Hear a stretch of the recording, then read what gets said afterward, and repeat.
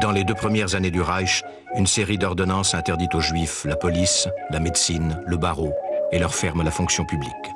Ils sont de fait chassés de tout l'espace de la cité et de la société. En 1935, les lois de Nuremberg interdisent les mariages mixtes et annulent les unions antérieures. Zwischen Juden und Staatsangehörigen deutschen oder artverwandten Blutes sind verboten.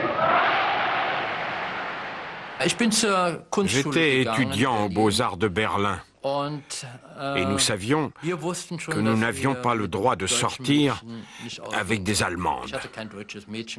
Je n'avais pas d'amies allemandes à cause des lois de Nuremberg. En classe, on apprend aux petits Ariens à se méfier des Juifs. On leur donne même un mode d'emploi pour apprendre à les identifier. Un livre qui compare les Juifs à des champignons mortels. Il faut les repérer, les mettre de côté et les détruire.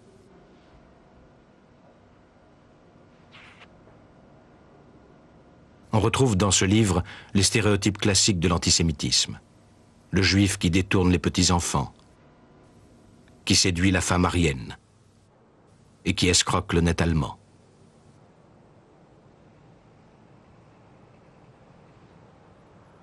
Tout ce climat d'antisémitisme tient en une formule, de plus en plus fréquemment affichée dans les rues. Ici, on ne veut pas de Juifs.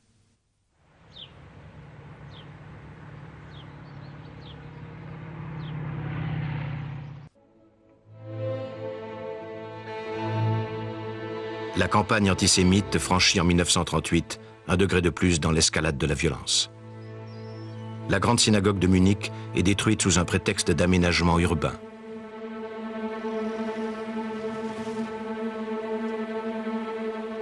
Surtout en novembre, à la suite de l'assassinat à Paris par un jeune juif d'un conseiller de l'ambassade d'Allemagne, une vaste opération est déclenchée à travers toute l'Allemagne.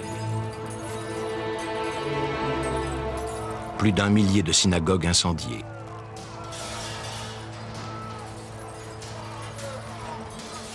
Quelques 300 juifs assassinés. 30 000 raflés. L'amoncellement des débris de vitrines brisées vaut à ce pogrom le nom de Nuit de cristal.